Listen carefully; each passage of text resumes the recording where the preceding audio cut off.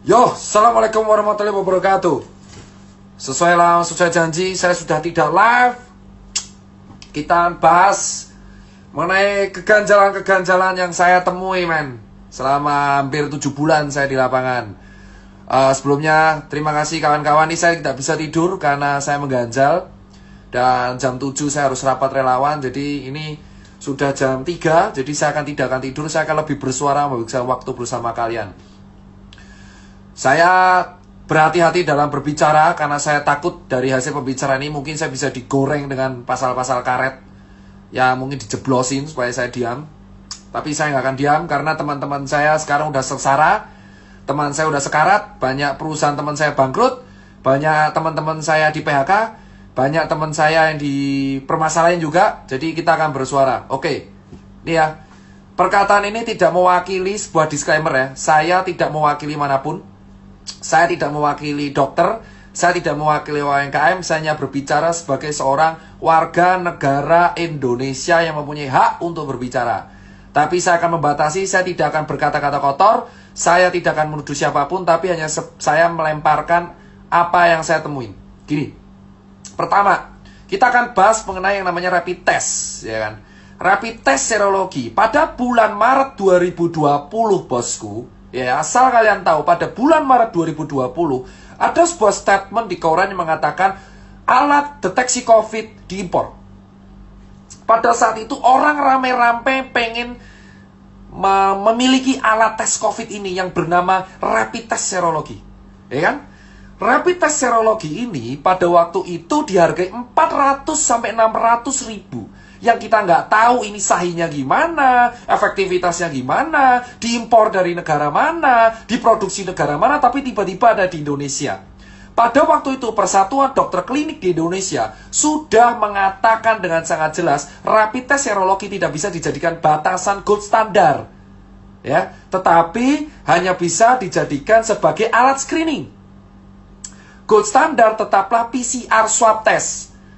Alih-alih untuk melakukan pemasaran PCR swab test atau menekan harga swab test supaya lebih murah dan bisa dijangkau oleh semua warga, tetapi kita malah mengimpor jutaan pasang rapid test, bosku. Entah itu pihak swasta atau pihak resmi. Dan tanpa alih-alih kita nggak tahu gimana caranya di lapangan, rapid test ini menjadi sebuah kewajiban yang harus dilakukan oleh banyak instansi dan perusahaan, bosku.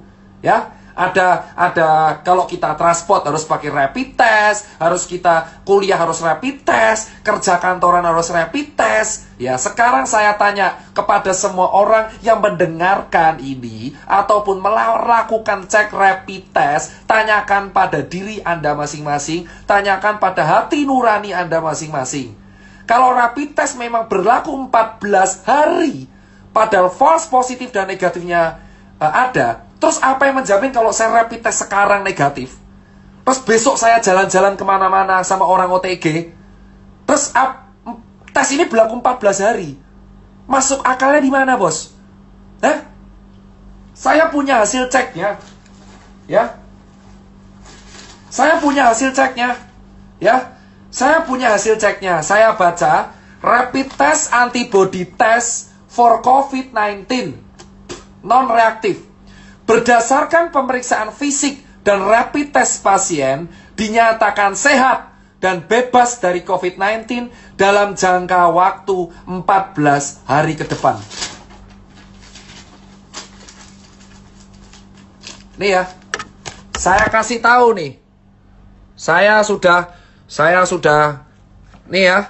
Lihat. Dr. Mandira Hudi, surat keterangan sehat. Lihat ya. Berdasarkan pemeriksaan fisik dan rapid test, pasien dinyatakan sehat dan bebas COVID dalam jangka 14 hari. Sekarang saya jawab, dari mana kita bisa dinyatain bebas COVID? Rapid test itu cuma screening. Sementara rapid test ini kebijakan semua di pemerintah daerah, di pemerintahan pusat, di kantor, swasta, perusahaan, kesehatan, kereta api. Kalau kita ada rapid test non-reaktif, kita dinyatakan bebas COVID 14 hari. Ini surat sakti, coy.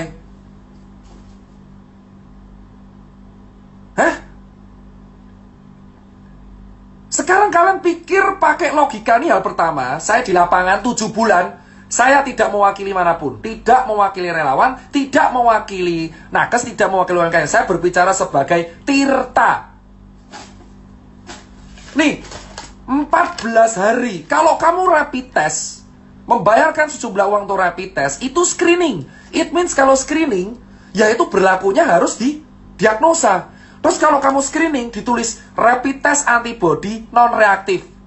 Kamu akan mendapat surat keterangan sehat. Yang dimana surat keterangan sehat ini sesuai kebijakan akan berlaku 14 hari.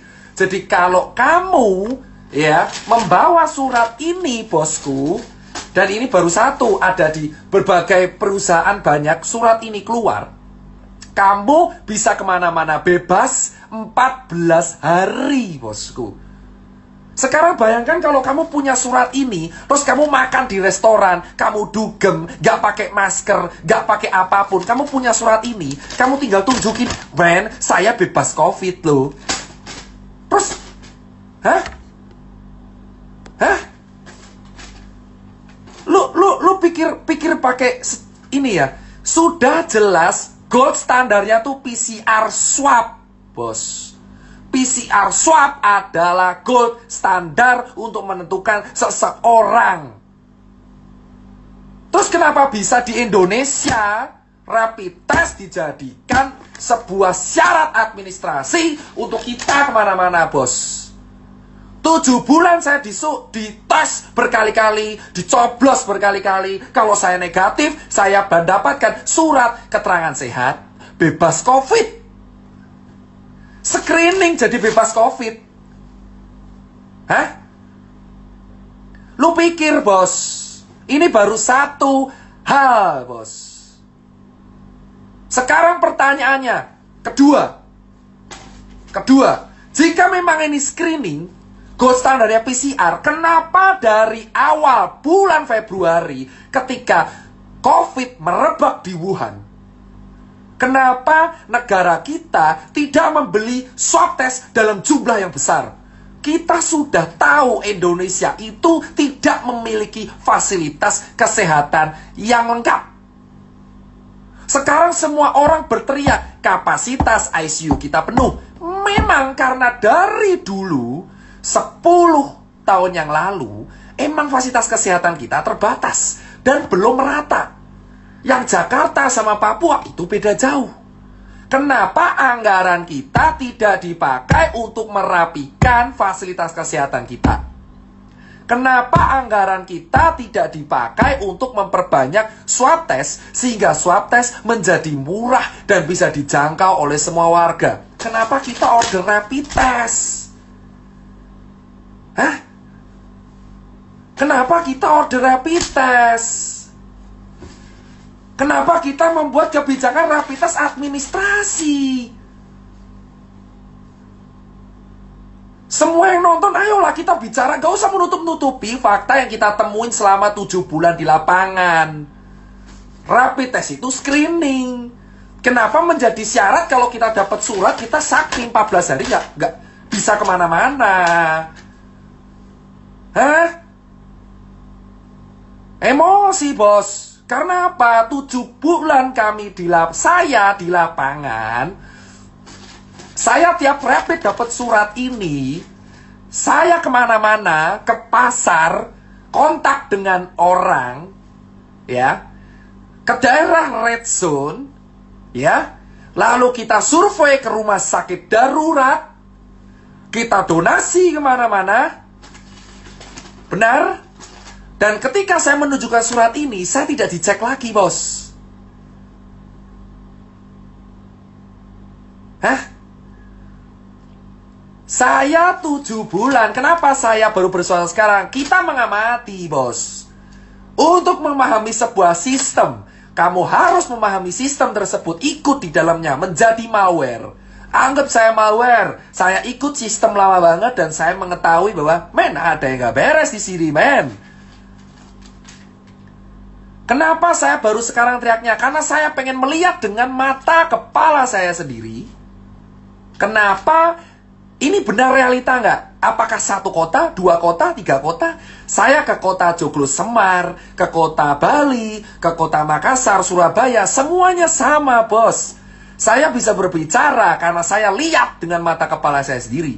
Jika 4 bulan yang lalu saya berbicara, mungkin orang tidak akan percaya, nganggap saya cari sensasi. Tapi saya sekarang mengikuti sebuah sistem. Saya mengikuti semuanya. Saya keliling kota, dan tiap saya mendapatkan surat ini, saya tidak menjaga instansi, ya. Siap kita mendapatkan surat keterangan sehat, ya. Loh, para dokter jangan menyuruh saya tidur. Anda bicara fakta. Surat rapid test mendapatkan surat keterangan sehat yang bisa dibuat kemana-mana selama 14 hari. Gak peduli kamu kemana aja. Hah? Anda para dokter harusnya juga berbicara. Ini udah paling aneh, bos. Dan semua disalahkan ke rumah sakit, seolah-olah rumah sakit yang bisnis. Kebijakan ini yang waris siapa? Hah? Kebijakan ini yang waris siapa? Jangan dilempar ke rumah sakit, seolah-olah rumah sakit yang butuh duit. Surat ini berlaku 14 hari, bos. Dan ini dikeluarin oleh banyak lab. Jika kamu rapid mendapatkan surat keterangan ini, 14 hari kamu bebas kemanapun. 150.000. Poin nomor 2, di bulan Maret 2020, harga rapid Rp600.000. Ya. Saya saksinya di lapangan 7 bulan. Saya mengikuti semua sistem yang ada dari bulan Maret sampai bulan September 2020. Saya keliling di semua kota.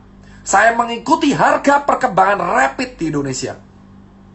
Dari harga Rp600.000 di e-commerce, sampai sekarang hanya berharga Rp150.000. Kemana aja Bung Tirta? Saya ngikuti sistem. Saya bisa bicara karena saya keliling 17 kota di Indonesia. Kalau saya tidak keliling, saya tidak akan berani berbicara karena nggak ada bukti. Kedua, Rp600.000 di bulan Maret sekarang menjadi Rp150.000. Selisih Rp450.000 itu kemana, bos? Kalau memang rapid bukan bisnis, kenapa di awal saya membayar Rp600.000 untuk rapid? Sekarang saya yang membayar Rp150.000. Bahkan beberapa BUMN menjual Rp95.000 untuk rapid. Lalu kemana selisih Rp500.000 yang saya bayarkan dari bulan Maret dan April? Kalau Anda mengatakan, saya kenapa berani bersuara sekarang? Karena saya mengikuti sistem selama 7 bulan. Gak usah melarang saya tidur. Gak usah melarang saya tidur. Karena saya tidak akan bisa tidur. Jam 7 saya harus rapat. Tanyakan pada kalian, berpikirlah kalau memang rapid itu memang bisnis, saya bilang. Di bulan Maret, April harganya Rp600.000 rapid itu. Saya keliling di banyak e-commerce, ada orang nawarin donasi, ada orang jual. Saya sudah capture. Bukti saya lengkap. Di handphone saya, di email saya, selama setengah tahun, banyak oknum yang mengaku dan menjualkan rapid. Tapi saya tolak. Banyak oknum menjualkan rapid ke saya. Saya tolak. Banyak oknum meminta dicarikan pembeli ke handphone saya. Hah? Banyak orang meminta, dok, butuh donasi rapid atau enggak? Kami punya loh. Saya bisa bicara karena saya selama setengah tahun di sistem, dan banyak orang yang DM saya, WA saya, email saya, ya, menggunakan handphone, ya, dan di handphone ini ada orang WA saya mengatakan, dok, butuh rapid tidak? Buat donasi. Harganya segini loh, termurah. Anda katakan itu bukan bisnis. Hah? Kalian semua diam.